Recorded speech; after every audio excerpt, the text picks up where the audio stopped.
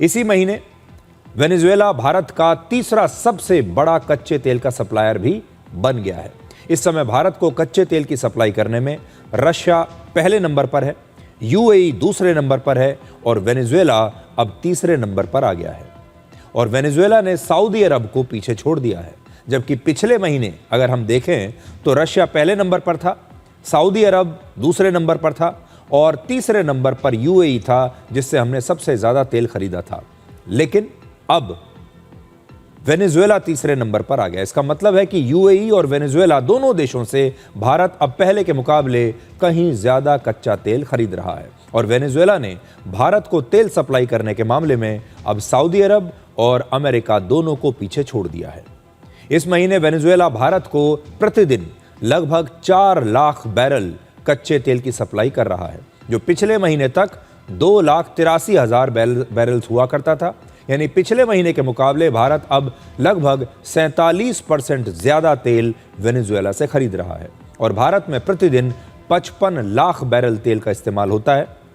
इसकी सबसे बड़ी वजह ईरान युद्ध है, जिसके बाद से हॉर्मुज का रास्ता लगभग बंद हो गया और यही कारण है कि अब हम वेनेजुएला से इतनी बड़ी मात्रा में तेल खरीद रहे हैं। आप जरा मानचित्र पर देखिए कि वेनेजुएला और भारत के बीच अगर ये तेल का व्यापार होगा तो कैसे होगा। इन दोनों देशों के बीच 2 मुख्य समुद्री रास्ते हैं। पहला रास्ता लगभग 15,000 किलोमीटर लंबा है।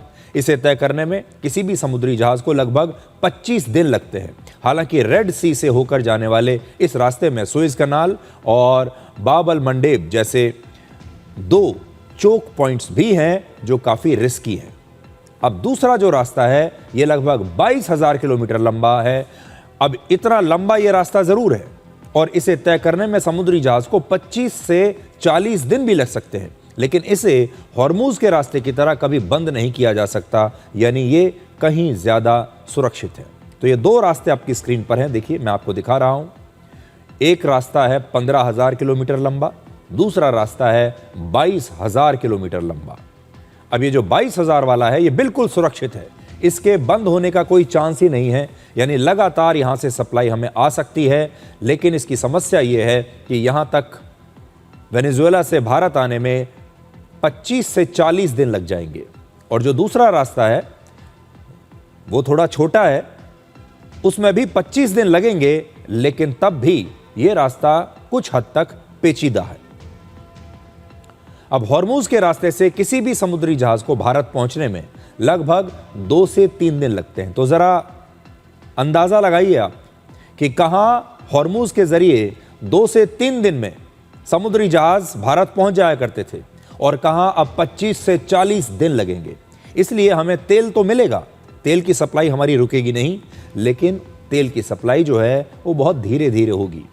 2-3 दिन का रास्ता और कहां 25 दिन या 25 से 40 दिन का रास्ता, ये अंदाजा आप लगा लीजिए। इसलिए आपके लिए संतोष की बात यह है कि आपको जो तेल की सप्लाई है वो लगातार मिलती रहेगी, क्योंकि एक बहुत बड़ा जरिया भारत ने खोज लिया है वेनेजुएला के रूप में।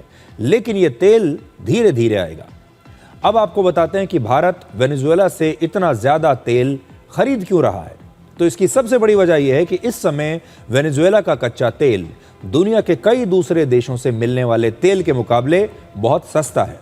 ईरान युद्ध के बाद से पूरी दुनिया में कच्चे तेल के दाम $70 प्रति बैरल से बढ़कर $105 प्रति बैरल के आसपास हो चुके हैं।